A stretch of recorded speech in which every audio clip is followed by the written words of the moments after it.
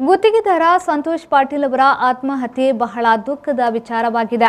ನೇರವಾಗಿ ಆರೋಪ ಮಾಡಿ ಡೆತ್ ನೋಟ್ ಬರೆದ ಕಾರಣ ಗ್ರಾಮೀಣಾಭಿವೃದ್ಧಿ ಸಚಿವ ಈಶ್ವರಪ್ಪನವರು ತಕ್ಷಣ ರಾಜೀನಾಮೆಯನ್ನ ನೀಡಬೇಕು ಮತ್ತು ಪೊಲೀಸ್ ಇಲಾಖೆ ಅವರನ್ನು ಬಂಧಿಸಿ ವಿಶೇಷವಾದ ತನಿಖೆಗೆ ಒಳಪಡಿಸಬೇಕೆಂದು ವಿಟ್ಲ ಉಪ್ಪಿನಂಗಡಿ ಬ್ಲಾಕ್ ಕಾಂಗ್ರೆಸ್ನ ಎಲ್ಲ ಸದಸ್ಯರ ಆಗ್ರಹವಾಗಿದೆ ಎಂದು ಕೆಪಿಸಿಸಿ ಕಾರ್ಯದರ್ಶಿ ಎಂಎಸ್ ಮಹಮ್ಮದ್ ಹೇಳಿದರು.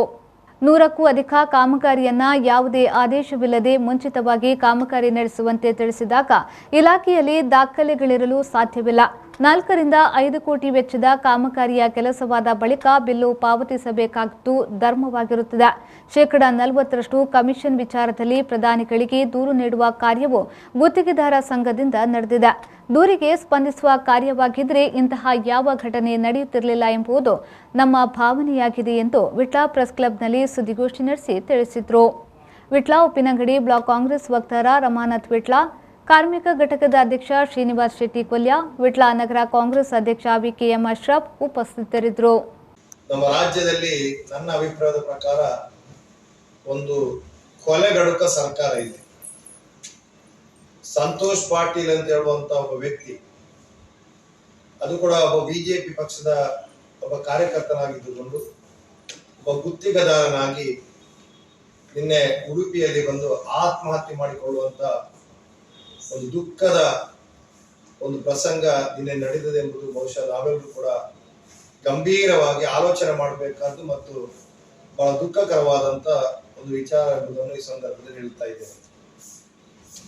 ಅವರು ನೇರವಾಗಿ ಗ್ರಾಮೀಣಾಭಿವೃದ್ಧಿ ಸಚಿವರಾದಂತ ಈಶ್ವರಪ್ಪನವರ ಮೇಲೆ ಆರೋಪವನ್ನು ಮಾಡಿ ಡೆತ್ ನೋಟ್ ಬರೆದಿಟ್ಟು ಅವರು ಆತ್ಮಹತ್ಯೆ ಮಾಡಿಕೊಂಡಿದ್ದಾರೆ. ಸುಮಾರು 108 ಕಾಮಗಾರಿಗಳು, ನಾನು ತಿಳ್ಕೊಂಡಂತೆ ಪತ್ರಿಕೆಯಲ್ಲಿ ಕೂಡ ನೋಡಿದೆ, ಸುಮಾರು 108 ಕಾಮಗಾರಿಗಳನ್ನು ಯಾವುದೇ ಆದೇಶ ಇಲ್ಲದೆ, ವರ್ಕ್ ಆರ್ಡರ್ ಇಲ್ಲದೆ ಇವತ್ತು ಈಶ್ವರಪ್ಪನವರು ಅವರಲ್ಲಿ ಆ ಕಾಮಗಾರಿಗಳನ್ನು ಮಾಡುವಂತೆ ತಿಳಿಸಿದ್ದಾರೆ ಎಂಬುದನ್ನು ನಾವು ತಿಳ್ಕೊಂಡಿದ್ದೇವೆ. ಸುಮಾರು 4-5 ಕೋಟಿಗಿಂತಲೂ ಹೆಚ್ಚಿನ ಬಿಲ್ ಅವರಿಗೆ ಪಾವತಿ ಆಗಲಿಕ್ಕೆ ಇವತ್ತು ಬಾಕಿ ಇದ್ದಂತ ಸಂದರ್ಭ.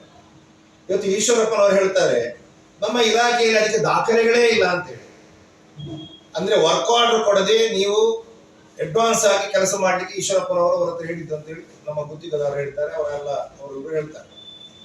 ಈಗ ಈಶ್ವರಪ್ಪನವರು ಹೇಳ್ತಾರೆ ನಮ್ಮಲ್ಲಿ ಅದರಲ್ಲಿ ದಾಖಲೆಗಳೇ ಇಲ್ಲ. ಅಂದ್ರೆ ಅಡ್ವಾನ್ಸ್ ಆಗಿ ಕೆಲಸ ಮಾಡ್ಲಿಕ್ಕೆ ಹೇಳಿ ಆಮೇಲೆ ವರ್ಕ್ ಆರ್ಡರ್ ಕೊಡುವಂತದ್ದು, ಬಿಲ್ಲು ಪಾವತಿ ಮಾಡುವಂತದ್ದು ಸಾಧಾರಣ ಇರುತ್ತದೆ. ಈಗ ನಾವು ಇಲ್ಲ ಅಂತ ಹೇಳುವಂತದ್ದಲ್ಲ, ಒಂದು ಅಗತ್ಯ ತುರ್ತು